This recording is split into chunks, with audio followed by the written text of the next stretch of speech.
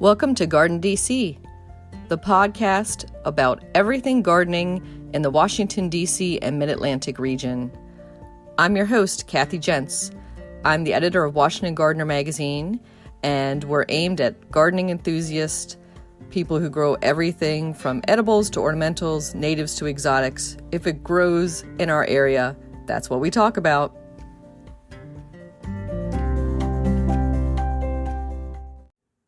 Welcome to episode 176 of the GardenDC podcast. In this episode, we talk with Katie Dubow of the Garden Media Group all about 2024 gardening trends. The plant profile is on collards, and we share what's going on in the garden as well as some upcoming local gardening events in the What's New segment. We close out with the last word on Crepe Murder by Craig McManus, host of the Garden Question podcast. This episode, we're joined by Katie Dubow of the Garden Media Group. She is a returning guest, and we are going to talk all about garden trends for 2024. Welcome back, Katie. Hey, Kathy. So good to be here. Great to have you back again. So we had you talk about 2022 and 2023 trends, and now, can you believe it's almost 2024? Can you believe we're already working on 25 too? So, man, never stop. Yeah, I'm going to have to ask for a little sneak preview on that maybe towards the end. And so, since it's been almost a year since we had you on, any new developments for your company or yourself personally? Well, we did hire. So, if listeners remember, in 2020, I bought the business from my mom. This year in 2023, we celebrate 35 years in business.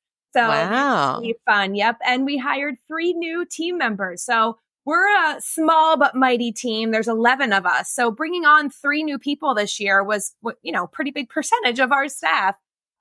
So it was really fun for us. And one of them was from the horticulture industry, but 2 were not. So I also love, as I know you do too, I've met some of your interns, but turning people to the dark side of horticulture and introducing them to this wonderful industry and, it becoming a lifelong career. Oh, excellent. Yeah, it's always good to be growing, no pun intended. And for those listeners who are not familiar at all with you, Katie, and Garden Media Group, let's give a really quick recap of what you do. Sure. So as I said, we are celebrating 35 years this year, and we do public relations for only clients and companies and brands and services within the garden industry. So when my friends ask me, I didn't know that plants needed PR, I say, basically what it comes down to is we make people popular. So if we have clients who want to be known or seen, within the Maryland area, we can help them grow their brand or their presence there. If they want to be seen nationally, if they want to be seen and popular with homesteaders, we can help them with that. So depending on who the right target market is, we help our clients get seen by their potential customers. Excellent. And who doesn't need a cheerleader? Come on. Exactly.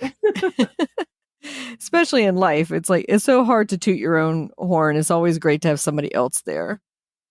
Let's start talking a bit about prognostication and what goes behind that, and the research you all do. So how far in advance, and I think we already got a clue of that you're already starting to work on 2025, were you working on 2024?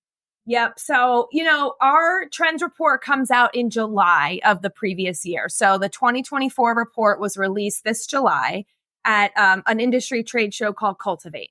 And so we do that every year. That is pretty much our cycle. And then it comes out to consumers in mid-September-ish.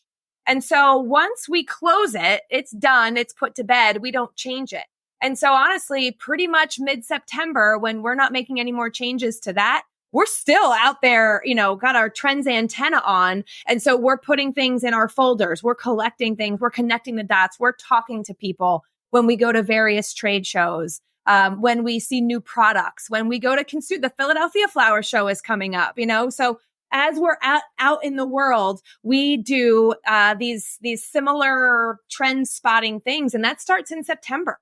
So we've like we mentioned, I've already started collecting some data. Now, who knows, Kathy? That's the interesting thing is that once we start to put this together March-ish, we throw that spaghetti at the wall. We see what other team members have come up with things. And we think about them. A lot of trends fall to the cutting room floor.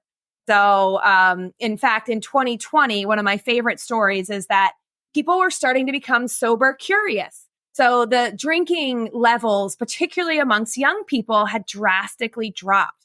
And we were seeing people stop drinking as much. And so we thought this would be really fun to talk about how people can make mocktails with herbs that they grow at home. We thought it would be the perfect trend until the pandemic hit. And boy, did drinking skyrocket. So that trend went right out the window. And so things change as we're doing our research. Obviously, not every year we have a pandemic type situation, but we have to really, we research and then we reassess and then we reassess and then we reassess. Mm-hmm. And speaking of cocktails versus mocktails and the growth of the non-alcoholic drinks, those are coming back. So now that I agree, I think now that we have some space from the pandemic, I do think that it has become, I myself have stopped drinking since the pandemic. So I think that there is a big trend towards just a generally healthier lifestyle, which we love to see because we know that includes gardening. Mm-hmm. Aside from the pandemic, throwing a crazy wild card in there, have there been any past trends that you predicted that just kind of fizzled out that you recall? Ooh, man. The one question I love is which trends we missed, but trends that fizzled out. I am sure I'm not saying this because no, all of our trends are right. I cannot think of things that kind of popped this year in 2024. We were going to put, your fabulous information about anti-lawns. That's not the right word. Reducing. Reducing lawns. But it was so much more 2023. Like it was such a big story this year. This year, I think I saw it across multiple channels and you just saw it everywhere. And so I think that not to say that it will fizzle out in the years beyond. But I think, your book came out when? February of this year. Exactly. So, 2023, we missed that one in 22. That one should have been in the 2023 trends. The idea of lawn replacements, ground covers. And so whilst we were researching it, it was going to be a top trend. And then we thought, you know what? It's too much in the moment. We really have to look at what's coming and not what's already here. Yeah. And if another one pops in your mind, we can always circle back to that. But yeah, and I'm hoping that, reducing your lawn keeps building and building over the next few years, and maybe it'll pop in as a trend in a future year. I think so too. And Kathy's great book is called Ground Cover Revolution. Check it out. Thanks. Thanks for the plug, Katie.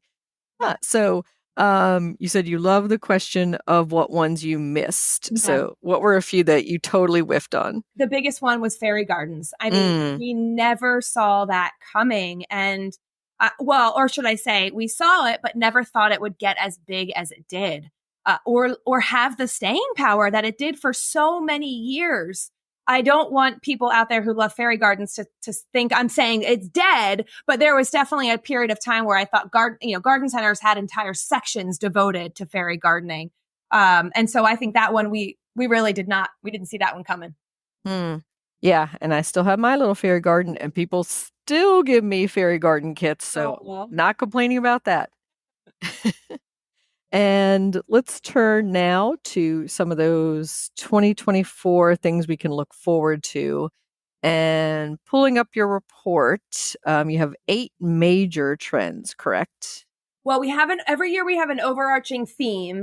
And this year we have a theme plus 7 trends. So 8, but 7 trends. And let's talk about that overarching theme. Sure. So that one is written, I don't know about you when you write books. I've never written a book, but I hear your title kind of is one of the last things that you create. You know what the general idea is going to be, but really what is that title? People often tell me they come up with that last. Our trends report theme is similar in that we want to figure out what all the trends are and then what is that common thread that ties them all together. And so this year, eco-optimism is our common thread. And in fact, it was a trend. And within that trend, it actually started out as the lawn replacement trend, and it evolved. Okay, well, if people are currently replacing their lawns, what does that look like? And we kept pushing it out further and further until we really discovered that today's, particularly young people, but lots of people experience something called eco-anxiety.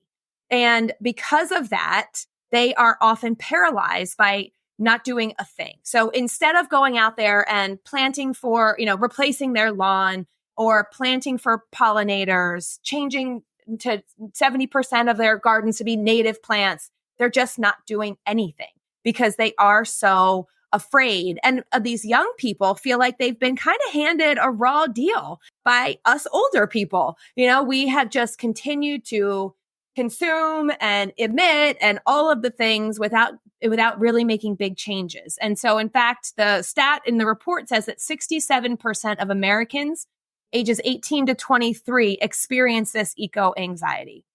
And they feel like, with every next USDA report or with every next turn, there's going to be another hurricane or, flood or anything that at this Thanksgiving, I was talking with my family who has a house in Naples, Florida, and they were talking about how Naples is still recovering from Hurricane Ian.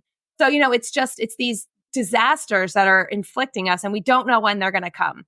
So the point of that is not to be incredibly depressing, but to encourage the industry, because our report is read mostly by industry, definitely by consumers too, by general gardeners, but mostly within the industry. And the point of that is to say, guess what? There is positive news out there. We start off the report by saying some really depressing stats, but then the next slide talks about how 68% of people want to make a change. They want to do something positive. They just don't know what. And that we broke wind and solar energy use records last year. So both of the facts are true, that there is some negative information and there's also some positive information. And so as an industry, for us to really inspire people to get out there and, dig in the soil, to plant some plants and to make a difference, we want to inspire them with that positive information and share with them how what they are doing is actually making a difference. And I think it's one of our jobs as an industry to help inspire people in that way and make them feel good. Mm-hmm. I also think there's a, large influence of decision paralysis because there's just so much to do. And like you said, there's the helplessness that you feel and you're like, what can one little person do? That is so true. And there's two organizations. One is called EcoTalk, and they are exactly trying to combat that. It is a group of people that's creating this community that says, you are just one person, but together, now we have 5 million on TikTok or, whatever, this group of people. And they're actually, they're lobbying for change. These are people who are appearing on national news networks, being interviewed about the positive takes on the climate. So I would suggest people take a look at that group. If you're looking for some factual data, where do you find this data? And another organization that I know, but is Kids Gardening. They are certainly educating on that positive news. Maybe their target audience is a little bit younger, but it certainly is still trying to share the good and positive in what we are in garden education. Mm-hmm. And speaking of younger generation and those that are coming up and just discovering gardening or gardening at their first homes, I think your next trend is about Generation Z. Yes. So we jump right into the trends with our trend called Zoom Out. And the reason it's called that is because as we were doing our research, we discovered that generation is often referred to as Zoomers, which I thought was super cute. A little play on boomers. I hadn't heard that before. Mm-hmm. And so this generation actually is the fastest growing demographic who is gardening, according to the National Gardening Association survey. They are not the largest demographic who gardens, right? That's still boomers, but they are the fastest growing. So they entered the category during the pandemic. And whilst, of course, we lost some, they have the most staying power. So we're really excited about them as a hobbyist who's entered the industry and now are coming into their fourth spring as gardeners. So they're not novices really anymore. They've had their fair share of fails. And also they have a giant spending power. So they have over 3 billion in spending power. And, so besides the fact that they are gardening, really exciting is that the research shows they are buying homes ahead of their millennial and Gen X counterparts. So if you look at the data, and this is from Redfin, in 2020, 30% of Gen Zers owned a house compared to 27% of Gen Xers and 28% of millennials. And Kathy, one of my coworkers is 23 and she just bought her first house. They moved in early 2024. So it's like trends come true in our own backyard. We're really excited for her. But the great thing about them owning homes is, yay, we're excited for them. But you and I both know when you rent, you're a little less likely to put a vegetable garden in. You're a little less likely to rip out all of your plants and put in some better foundation shrubs, right? You're just a little less likely to do these things than you are when you rent. Absolutely. And I was going to say that a lot of people mistake Gen Z for still being millennials. And, millennials, they're already up there. The Gen Z who are my current interns right now for the magazine and the podcast. And I will say I'm seeing it in person as well. They are ready to settle down and get on with life. I feel like they're a more ambitious generation than millennials were in Gen X, my own. And they are ready and they're like jumping off the block. So they're like, I'm going to get my hands in the dirt. I want to garden now. They're not talking about delaying things, till they, do some travel or explore or take a bunch of different jobs. They want to get into that career right now. Yep. It's very interesting how different those generations are. And they're also work from home. So more than any other generation, they've had this experience of what it's like to work from home. So, not only do they want to jump right into the career, but they are valuing what they're putting in their home. So I know we've been kind of touting from the rooftops as an industry, raise our prices. But it's something that this generation is willing to pay more for an item that they know is sustainable or it has better quality. So we encourage people share your stories, talk about the time it takes to grow this plant from seed to shelf, really tell this history, because I don't know if this generation in particular understands all that goes into the products that we have in our garden centers. And why, tree, a small caliber tree, maybe like 2 to 3 inches thick, might be $300. Like, why is that? You're like, well, still a little thing, but all that went into it. Yeah, exactly. So the next trend, you're going to definitely have to define this term for me. Hortifuturism or hortifuturism. Yeah, we say hortifuturism. And this trend was taken directly. One of my colleagues, in fact, has a little bit of a fascination with Asian culture, Western markets. And so she really brought this trend to our attention. And it's this evolution of pop culture, really, to be fascinated with the science fiction. But it's not just science fiction that when I say that, many people envision this black and white space or, very cold and gray. And it's what this historian, Tracy Chu, who's a garden scholar and historian that we interviewed for the report, says that that's the type of vision that we have, both for the future and the past, actually. And we know that that's not true. We know the past was bright and bold and in color, and we know that the future will be that way as well. And so when we're looking at these images of the future, actually, not only are they vibrant and bright and bold and neon, but they're including plants. Plants are everywhere. So I don't know if you follow Justin Hancock on social media, Kathy. Do you?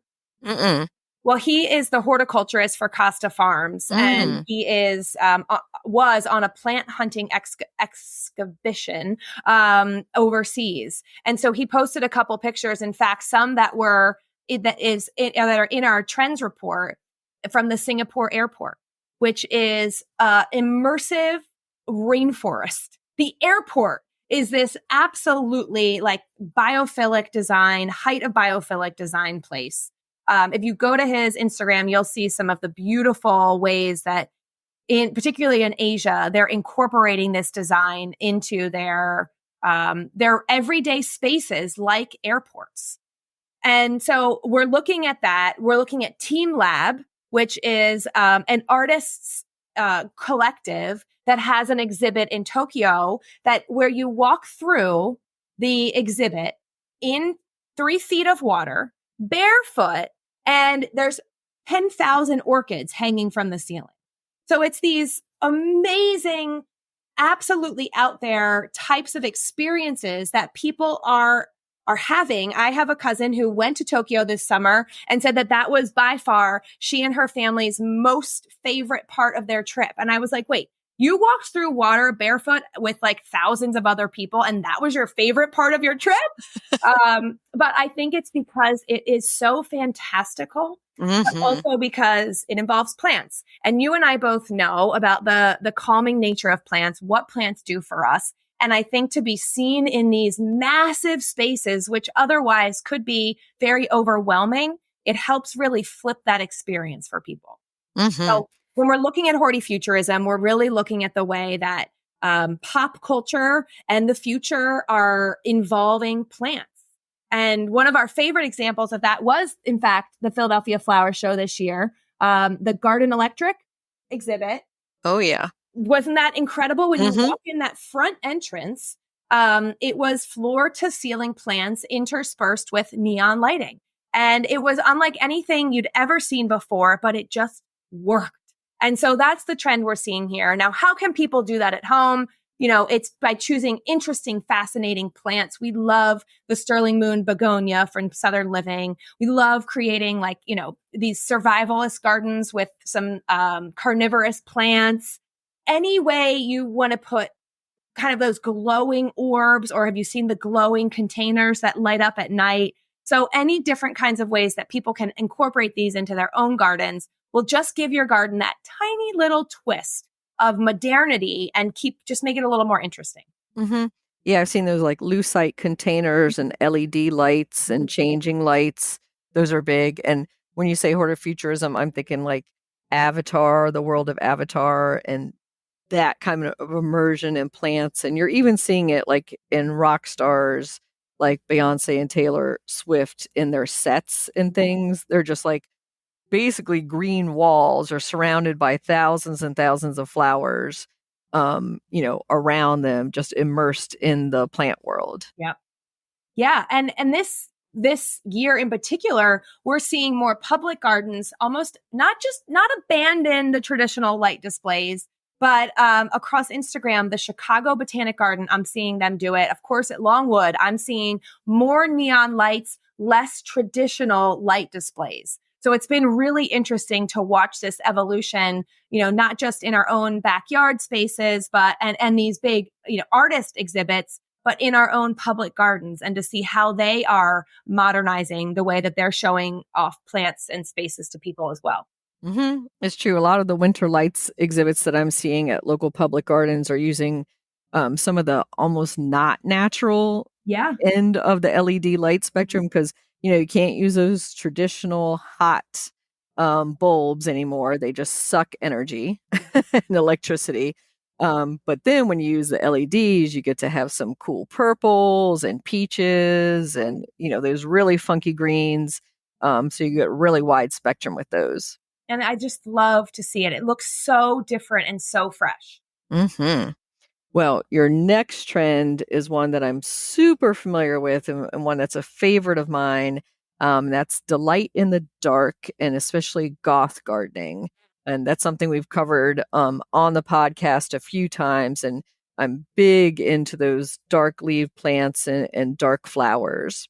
And you're not alone. I would say it's been one of the top reported elements from our trends report this year, besides the color, which we'll get to. But I think this goth garden trend has really taken off. And as you said, it's not new, but I think what we're seeing a mix here is the obsession with just all things goth on the internet. So you saw Aaron Rodgers do that darkness retreat last year. You're seeing these hashtags like goth gardening, Victorian gardens, steampunk, growing in popularity. And then just on TikTok, you're seeing just this obsession with kind of the skulls and the darkness. And then this summer at Cultivate, there were a huge number of plants released that had dark foliage that hadn't had that before. So we're really excited to see these kinds of new, I think it gives a little bit more mystery to the garden, right? So we're looking at not just our traditional flowers that have some of the dark colored flowers or the dark colored hues of leaves, but really just the whole package. And it's fun. It's really fun. And I think also the way that we can curate different kinds of cracked pottery in our gardens, not maybe literal skeletons, but the way that we can leave our gardens a little untidy. I think that trend has come and it's here to stay. The idea of just not well manicured gardens. I think that fits well into the goth garden trend as well. Mm-hmm. I like that Miss Havisham type look, or gray gardens where it's kind of looks slightly abandoned and unkept. And then there's mystery behind that of like, how did that happen? Yeah. Yeah. And so we just also interviewed somebody about night gardening and gardening into the evening. So that kind of crosses into goth gardening as well, which is, where you want to pick white blooming plants because they're more visible at night, but you're enjoying your garden into the evening. Yes. And interestingly, that shows up still when we were talking about hortifutures. I mean, people are still interested in that. So it's something that I think as people who garden a lot, like you and I, we think, oh, moon gardens, it's something that's kind of ancient. It's been since the beginning of time. But I think our trends report last year said that Google Trends predicts that term isn't going to peak until 2025 or something like that. So, as a society, I think we're very into that idea of not just starlight gardens or the night sky petunias, but the idea of being able to maximize that space. And so how can we maximize our outdoor space so we can use it as often as much as we can? Mm-hmm. And do you have any favorite dark blooming or dark hued plants that you like to use? So some of my favorites, we've got I love the Black Prince Snapdragon. I love the Black Peony Poppy. Do you know that one? Mm-hmm. That one I have not been able to grow. I don't have much success with poppies, but it's gorgeous. Yes. I do love the black, we work a lot with flower bulbs, which, as you know, we love our bulbs and we grow them a lot. And I think even though tulips are a dear magnet, every year I grow the black tulips. It's something that my husband loves tulips. They're his favorite flower. So even though we have to replant them often, we have a lot of them up close to our house. So I love the black tulips as well. Mm. Yeah, I don't know anybody who doesn't love Queen of Night, that black tulip. That is just, a classic and one you could combine with any other color tulip. It's not like you have to have a solid bed of black tulips or something. And then there's some plants that have the new growth. Do you know the red sky ilex from Southern Living? It is the growth turns green after a while, but the new growth is a really, really deep, dark burgundy. So there are some plants, I think, in this case that you can really stretch the limits on a little bit. Mm-hmm. And I'm seeing some like black foliage hydrangeas and some others that are just, out of the world, just craziness. Yeah, we love them. And so our next trend, bugging out. So I know a lot of people, are squeamish about insects, but, following this, I guess, on the pollinator trend. Yes. Why are they so squeamish? It's something that I feel like we lose from our childhood. I mean, I have 2 little kids and all of their friends, and every time any kind of animal comes out, they just want to touch it and feel it and hold it. And it's funny. When do we lose that fascination? So our trend bugging out, every year, like I said, we've been doing this. Well, actually, I don't know if I mentioned, this was our 23rd report. We've been doing trends. We've been forecasting trends for 23 years. And so you can imagine we've reported a lot. That's 7 to 10 trends a year. And we first started talking about native plants back when the American Beauties brand came out in the early or mid 2000s, 2007, 8, 9. Mm-hmm. And so we can't really talk about pollinators every year, although we want to. So we try to find ways that are fresh and new that people are now using pollinators or into native plants. And when we started to see more decor pop up, more, wallpaper that had bugs on it, rugs, mugs, and then I saw a children's bedroom that was all bug theme. I thought, okay, this is a design trend that is taking the interior world by storm. Is this perhaps because we have such a growing intrigue and awareness of our outdoor insects that we are now not squeamish anymore about seeing them on our morning coffee cup? We're really into it. And so I think, again, the National Gardening Survey saw this year a 10% increase year over year in people wanting to plant for the birds, the butterflies, the bees. And they were, since they've been asking that question, 2019, the number of people purchasing native plants has almost doubled. So yes, we know that is happening outside. And so we're excited to see how it's transitioning inside. The big change that we see, Kathy, from, the Honey Nut Cheerios cartoon bee to what people are using now is that it's much more realistic. Mm-hmm. So people are super into exactly how the intricate anatomy of these bugs looks. And it's not just bees and monarchs, it's now moths and beetles. And all different kinds of bugs are also being represented in the decor. So we love to see not just, that they're popping up indoors, but they are more realistic. So we hope that this cycle continues, that you put more of them indoors, you want to attract more of them outdoors, and it keeps kind of swinging back and forth. Mm-hmm. Yeah, my brother owns antique prints with his wife, and they sell a ton of bug prints, of course, the antique ones where it's like a close-up sketch of a beetle or a dragonfly or a butterfly, and it might have the plant that they're associated with also on the sketch on those prints. But those have always been popular. But I see what you're saying, especially about using it in interior design and in jewelry and scarves. I see ladybugs everywhere, dragonflies, of course, little honeybees on everything. Yeah. Yeah, we'd still love to see the honeybees on it. And I love that you brought up that, although it didn't have a place in our report, when we were researching this trend, we just kept seeing that vintage aspect. I guess the bugs, insect jewelry art was really popular in the Victorian era. Mm-hmm. That was something that we uncovered during our research, which is fascinating. I would love to read a book on that. Yeah, I think it was definitely something the Victorians were examining, or, they would capture, say, a beetle and then do it on watercolor, or as they were traveling, especially when people were bringing back plants, the explorers, they're going to bring back some bugs. And those are going to be really exotic and cool as well. So our next trend is going into vertical gardening, I think, is called hanging in there. Exactly. So, kind of similar as what I mentioned about pollinators. We've talked about container gardening over and over and over again.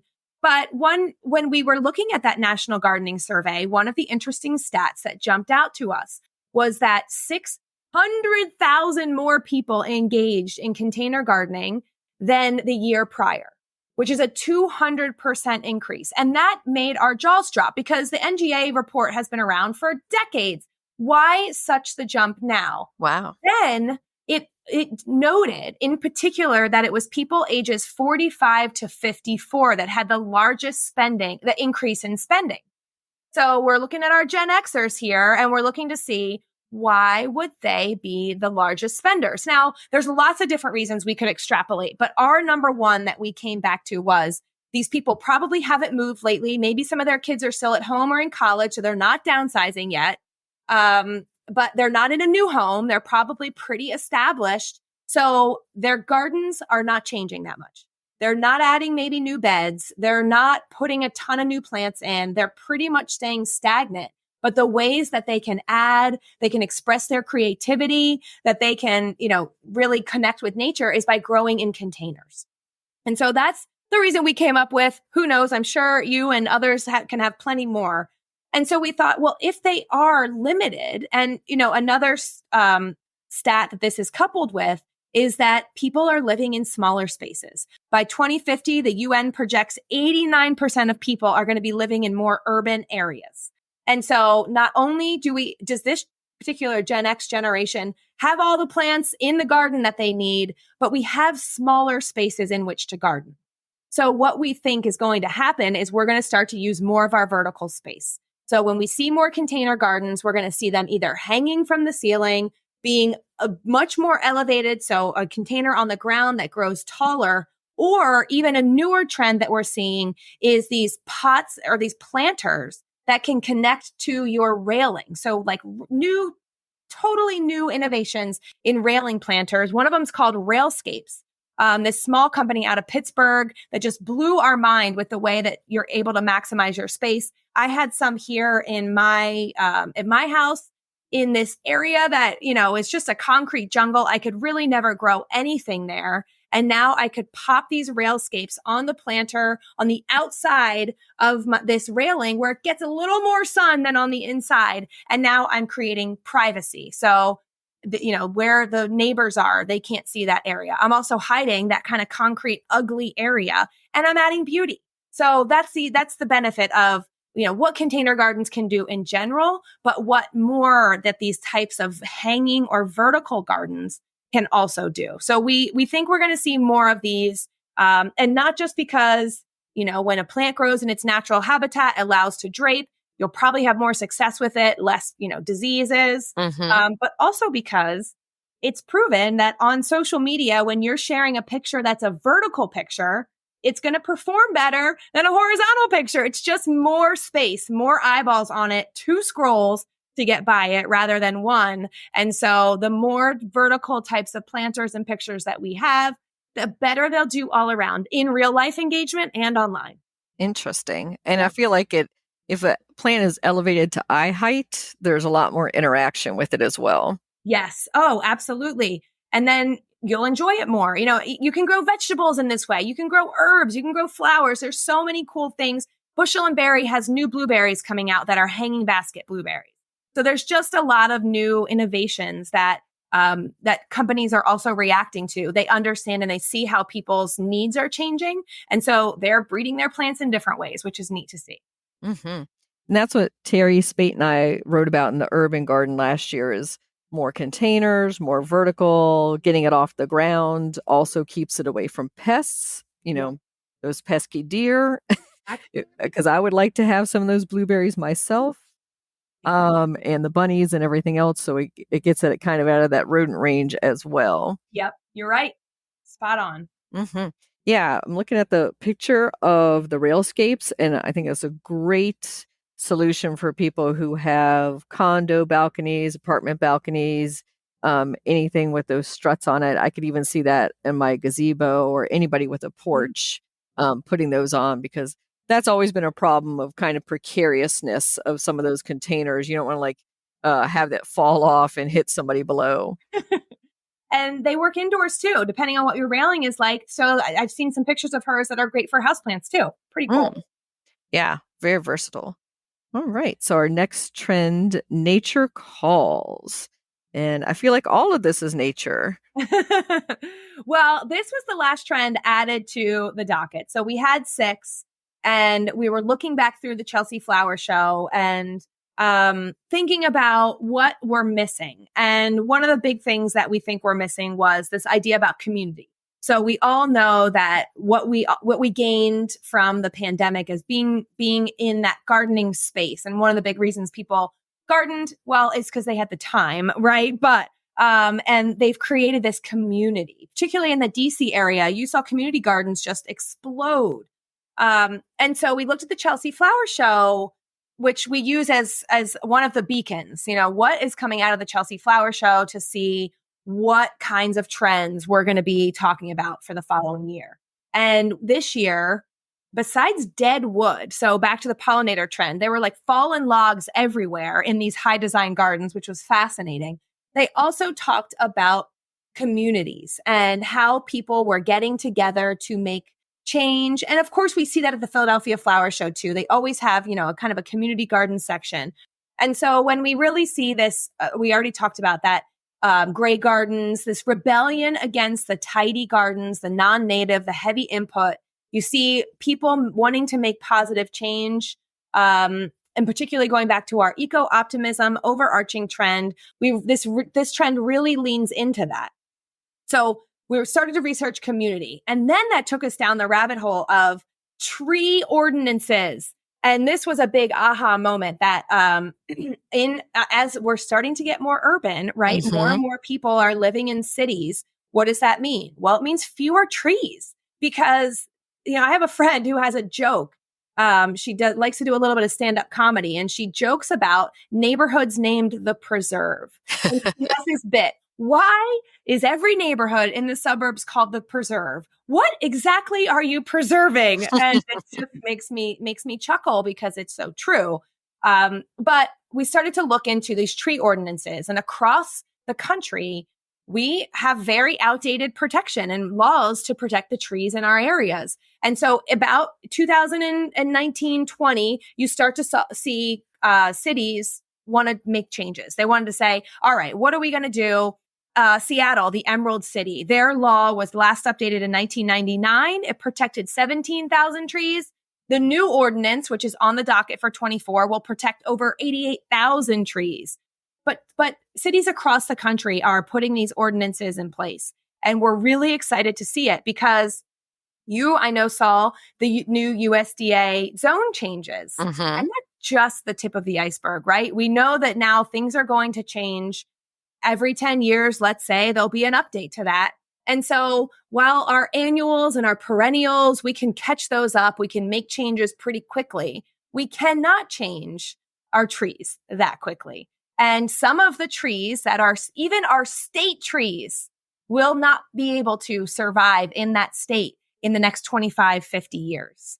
So it's really important that we educate people about what the right trees are, especially as cities are starting to look really heavily into their canopies and provide free trees for people, really invest in their communities. And we, of course, work closely with Davey Tree, who uses great technology to do this and very passionate about trees, but really helping people understand how they can plant the right tree for their community, for their own yard to survive and withstand and provide those benefits back to the community for the next 100 years. Mm-hmm. Yeah, and we're so fortunate in the Mid-Atlantic and the East Coast in general that we have these great tree groups like KC Trees in DC and Pennsylvania Hort Society doing great tree plantings throughout the city of Philadelphia and elsewhere that are really filling that in. Yes, absolutely. And so we're coming up on almost the end of the report, and I am blinded by the color of the year. I know. And, listen, we have talked a lot about all kinds of things today, goth and darkness. But really this trend, this color, we think really embodies the idea of hortifuturism, but also nature. And that color is called cyber lime. And if you were to take a yellow highlighter, that would be the color that we are almost looking at. It is bright, bright, bright, almost yellow, but we call it lime. And for us, it was a happy, joyful color, which is what we feel like 2024 will bring, is vivid, powerful color. But again, it's that connection to nature. It's the symbiosis between nature and technology that we feel like this color is really going to be the one that takes off in the future. But plus, Kathy, because we love this color in the garden, when we choose our colors, we're not always just choosing it because we think it'll be the color of the year to match what Pantone says, but we want it to also be relevant to the garden industry. We want it to be something that the industry can latch onto and really run away with. So in this case, we love flowers, and lots of our hydrangeas start out that lime green. But Bloomables has Wedding Gown. We've got some really fun echinaceas that are lime green, then maybe turn pink. So flowers are one thing. But for me, the real superstar here is the foliage. This color in the shade, the lime brightens up a dark corner. We had a journalist ask us the other day for a story on landscape lighting. And I had to say to her, well, does it have to be actual lights or can it be plants too? Back to your story about moon gardens, it's really fun. She said, no, I just want lighting. I was like, oh. Yeah. And I would say, especially in houseplants, I'm seeing that more. Instead of variegated, like green and white leaves, they're really into that lemon lime color. Absolutely. I would say this was the year of pink. So we had our pink princess philodendron, but we think 2024 is really going to shift. People understand I don't have to just have a Sansevieria dark green leaf in my house, a peace lily. I can also have color indoors or, variations of green. And Costa has some new really cool plants coming out in 24, but one of my favorites is the chameleon ZZ, because we know ZZs are so easy. And this one is just almost white. They're just such a bright green new leaf. So they're really, really neat indoor plants, old and new. Pothos, of course, the lemon meringue, one of the easiest plants to care for on the planet.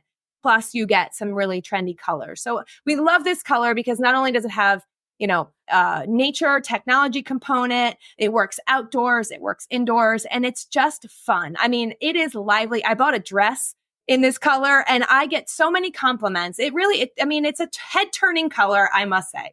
Mm-hmm. Yeah. So let's talk a little bit and trending for next year. And what you're already seeing for 2025, maybe. Yeah. So, there are a few things that who knows whether they make it to the showroom floor. I'm just looking in my inbox now. So we have people dealing. Okay. So one of the things, of course, we've already talked about is edible gardening. But what are people growing? And what we're hearing from a couple garden centers, so we have to do a little bit more research on this, is that herbs are outselling bedding plants. So people are going crazy for herbs. And one thing, maybe you said it in the beginning of this, is people are starting to get more sober curious again. So is that something that we're toying with? The idea here of people growing herbs to use not just in their cooking, not just for your ground covers, what herbs make such amazing ground covers, but in their mocktails as well. So who knows, maybe herbs. Yeah. And I could also see it because you want fresh if you're cooking at home. So much easier just to go out and snip it from the garden, so much less expensive. A rosemary, I don't know, what, $2.50 for a tiny little packet from Whole Foods of rosemary. And you're like, there's a whole plant. You'll always have more to share. No.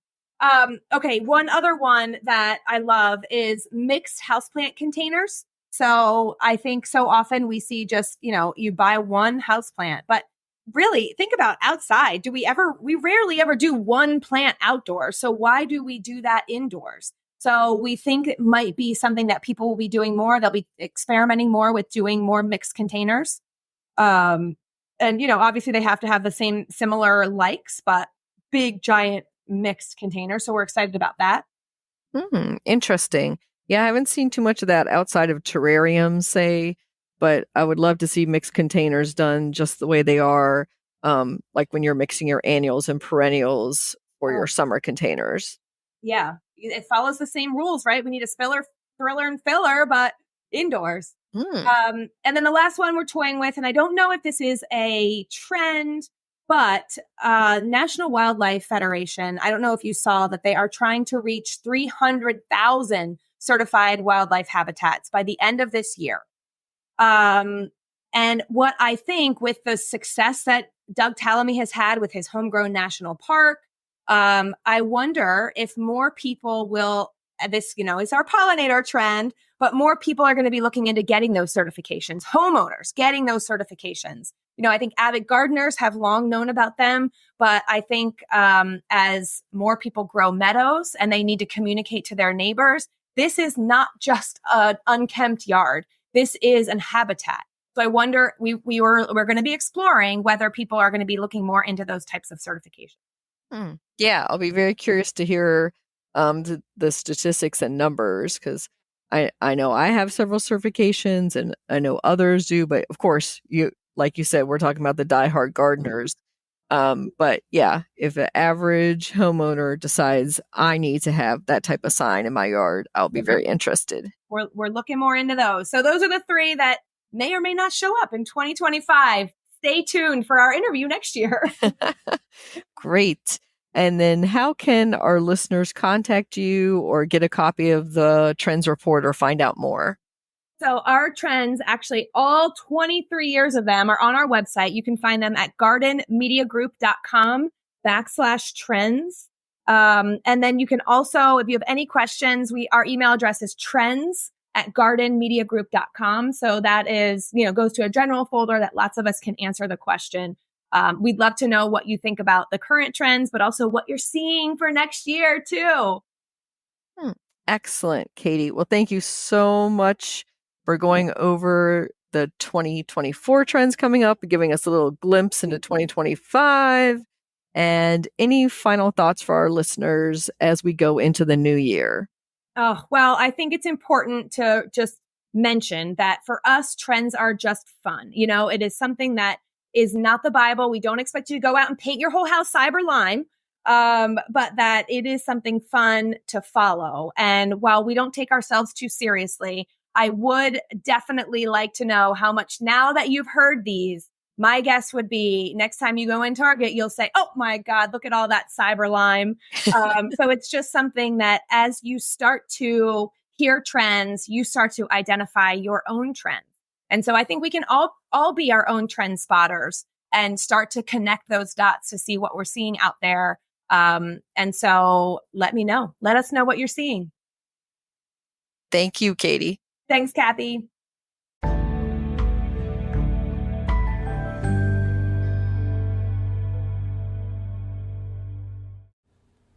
Collard greens, plant profile. Collards, Brassica oleracea, are an edible green that is a cultivated variation of the European wild cabbage. Collards are one of many members of the cabbage family, Brassicaceae or cruciferae, also known as the crucifers or the mustard family, which includes broccoli, cauliflower, mustard, turnips, kale, and Swiss chard. Collards can thrive in the heat, but also withstand temperatures down to 10 degrees Fahrenheit. For best flavor, harvest collards after several frosts.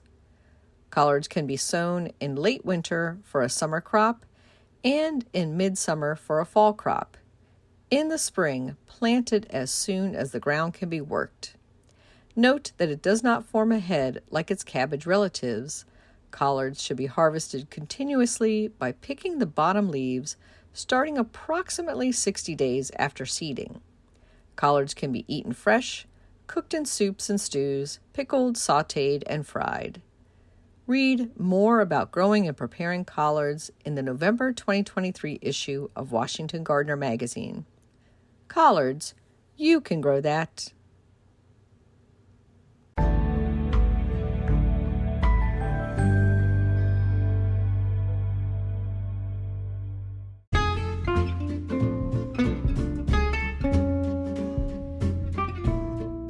What's new in the garden this week? Well, I've been pruning off branches on my red twig dogwood to use for holiday decorations.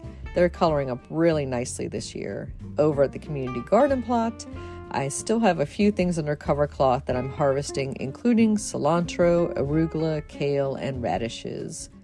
This is going to be our last episode for 2023, so I want to thank you all for listening this year and hope that you join me early in the new year 2024 with our new episodes. In the meantime, over the next few weeks, you can listen to some of your favorite episodes again, or listen to some that you might have missed. In the local gardening world, some upcoming events include the 13th annual Tacoma Park Book Fair.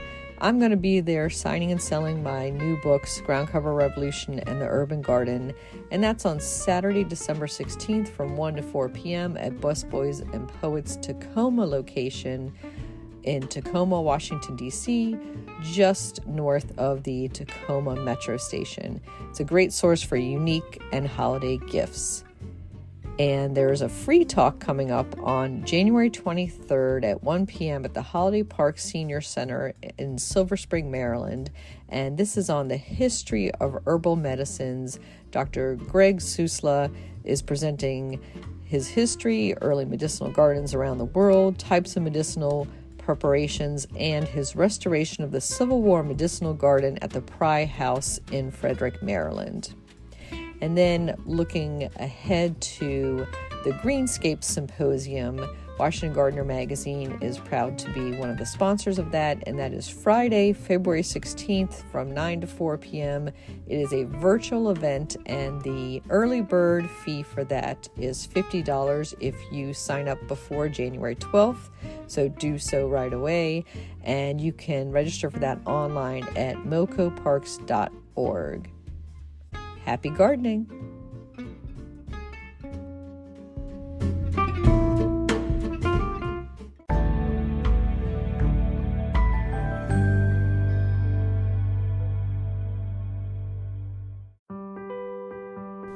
Get low-maintenance alternative to lawns with the new book Ground Cover Revolution by Kathy Jentz.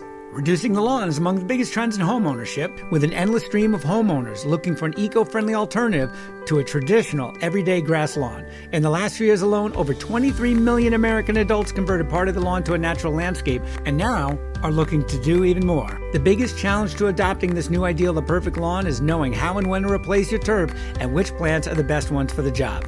Ground Cover Revolution is here with all the answers you need. Included are 40 in-depth profiles of plants that are perfect choices for replacing a grass lawn. There are options for sun, for shade, for dry and wet sites, and for various climates around the globe. There are choices that bloom, options that are evergreen, and selections that are deer-resistant. Author Kathy Jentz has also included an incredibly useful chart that gives you all the details on each of the 40 choices for quick reference and to make your ground cover selection process even easier. Whether you want to replace the entire lawn or just reduce the amount of land dedicated to turf, Ground Cover Revolution will help you usher in a new and improved idea of what a beautiful lawn should be.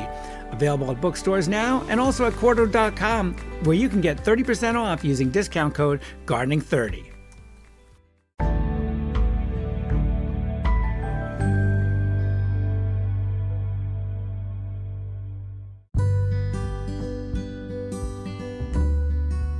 Hey there, garden lovers. This is Ray Eaton, founder of Discover Garden Tours. I'm here to invite you all to join us next April and experience the beauty of Dutch gardening and horticulture on our Discover the Netherlands tour. Please join us and speaker, author, and social media influencer Kathy Jentz for this once-in-a-lifetime garden adventure. We'll visit private and public gardens, flower shows and auctions, and much, much more. Highlights include the Keukenhof Gardens, Hortus Botanicus Leiden, and the Flora Holland Flower Auction. The tour dates are from April 16th through April 25th, 2024. Full details and registration are available on our website at discoverourtours.com. Remember, space is limited, so if you don't want to miss out, I would highly recommend signing up today. We look forward to seeing you in the Netherlands and sharing this unforgettable journey together.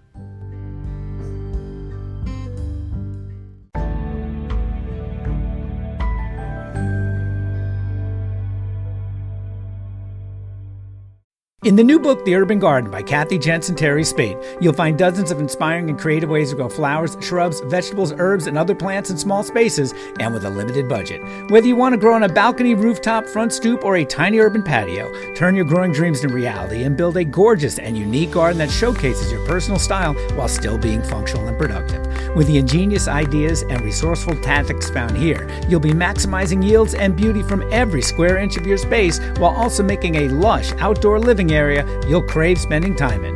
Whether you're growing edible plants or beautiful flowers, the 101 amazing growing ideas found in the urban garden will turn your tiny urban yard into a treasure trove of green you'll be proud to share with family and friends. Buy your copy today at your local retail bookseller or order it online now at Amazon.com or bookshop.org.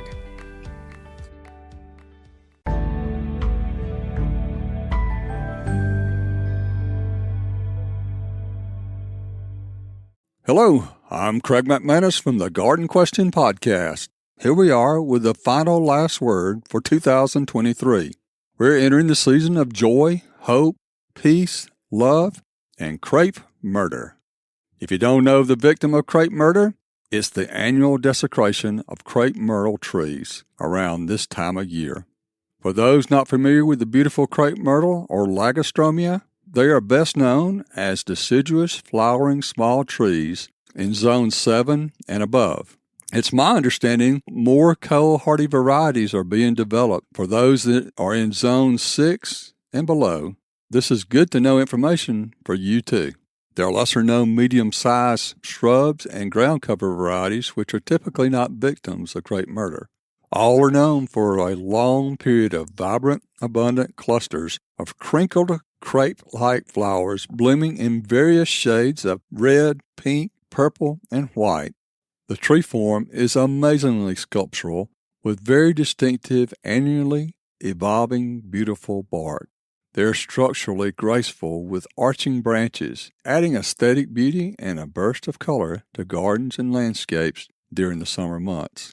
Crepe myrtle is a term used to describe the improper and often harmful pruning practices inflicted on crepe myrtle trees. It is an unsustainable practice often seen in neighborhoods and commercial complexes, specifically the severe cutting back of trunks or branches.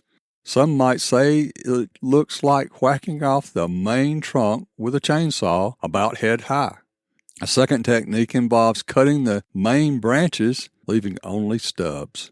Although crepe myrtle doesn't actually kill the plant, it may wish it were dead. This aggressive pruning results in a distorted, unnatural, ugly, knobby stick appearance when all the new growth is cut back to the same point every year. Compromising the tree's natural form also diminishes its overall health and flowering potential when repeated every year. I've often seen insects and diseases like ambrosia beetles, aphids, sooty mold, mildew take advantage of the stressed-out, rapid, dense growth response to crepe myrtle. Proper pruning, respecting the tree's natural structure, is recommended for maintaining the health and beauty of crepe myrtle trees. I like to maximize plant blooming times. Where crepe myrtle is practiced, I've seen blooms delayed for a month or more. You have the right to do whatever you want to with your own crepe myrtle, and some folks will pass crepe myrtle off as it's okay, it's just a pollarding pruning technique like they do in Europe. I would be willing to bet most folks perpetuating crepe myrtle have never even heard of pollarding, much less know why it's really done. It stresses out the plant and doesn't allow it to grow to its potential, maximizing beauty and joy, robbing yourself, the audience, and the wild world the awesomeness of a wonderful plant. Maybe the crepe myrtle, like other plants in your garden, grows too large for the space it's planted in. That's because of a poor design, poor variety selection, or maybe it was labeled wrong in the nursery.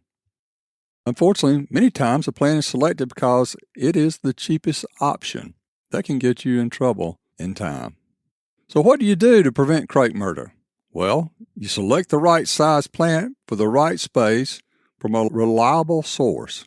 Prune and train up the crepe myrtle in the way it should go. The younger you can start the training, the better. Identify and remove any dead, damaged, or cross branching. Focus on selectively pruning branches to enhance the tree's natural shape and structure. Removing suckers at the base and water sprouts from the previous cuts helps prevent future branch conflicts.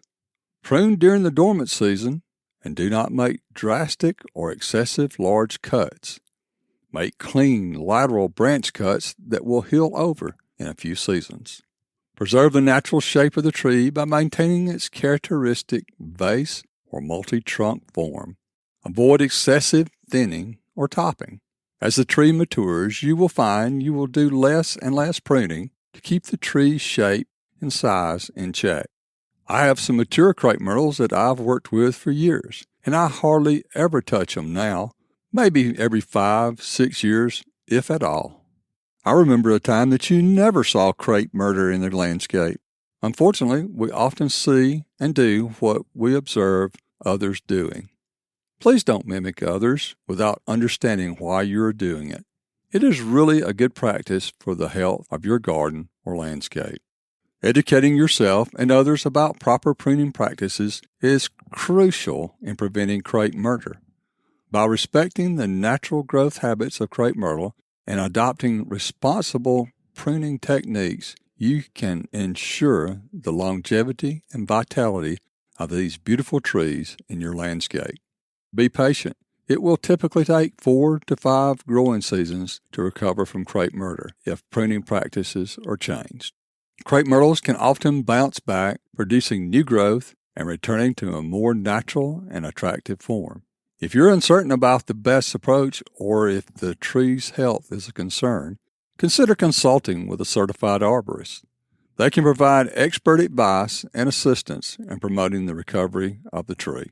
I'm Craig McManus from the Garden Question Podcast. With the last final word of 2023, I'm wishing you blessings of joy, hope, peace, love, and happy crepe myrtle for 2024.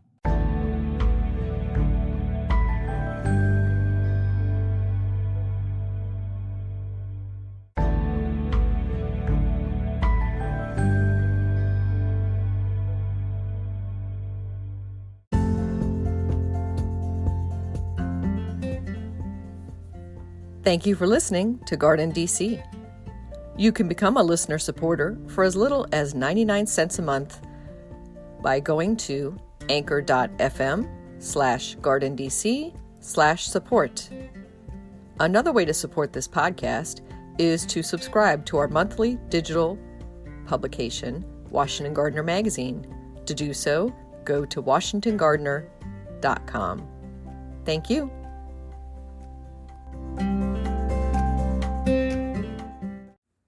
Thank you for listening to GardenDC.